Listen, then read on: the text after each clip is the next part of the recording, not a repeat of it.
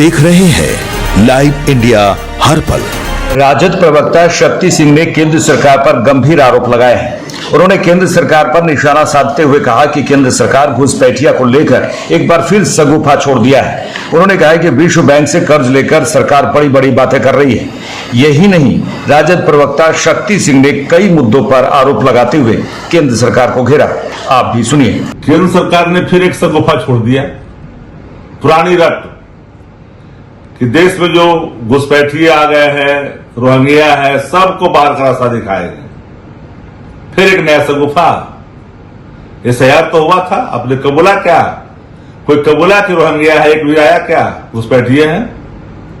5 राज्यों के चुनाव में तो मस्त थे पूरा, कभी कोई नहीं आया आंकड़ा, कोई घुसपैठी भी है। देश के सामने कई चुनौतियां हैं, आर्थिक संकट के दौर तो गुजर रहा है देश। कोई राज्य बचा है क्या? यहां 5 लाख 10 लाख करोड़ से कम के कर्ज में डूबा हुआ राज्य है। 25 राज्यों में भारतीय जनता पार्टी का शासन है। तो अपनी विफलताओं को एक बार कबूलिए तो। स्वयं कर्ज कितना हो गया देश पर? विश्व बैंक से कर्ज लेने में आपने महारत हासिल कर लिया। आरबीआई से 0% पर पैसे लिए जा रहे हैं।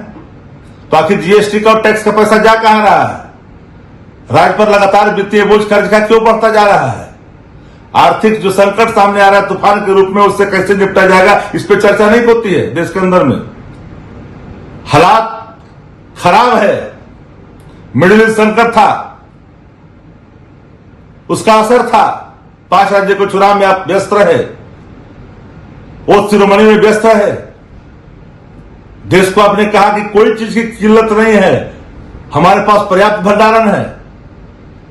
लेकिन जैसे चुनाव खत्म हुआ, कई तरह के राग अलापना शुरू किया। अब जो संकट है, संकट का सामना करने के लिए एक सरकार का संकल्प सामने आना चाहिए था। तो उसको छोड़कर करके फिर देश को बांटने की कोशिश हिंदू और मुसलमान के नाम पर।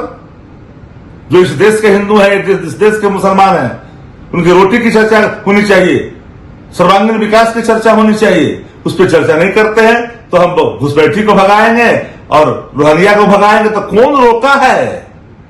क्या कर रहे थे 12 साल से? हाथ पर हाथ रखकर बैठे थे। सीमा सुरक्षा तो आप ही के कंधों पर थी।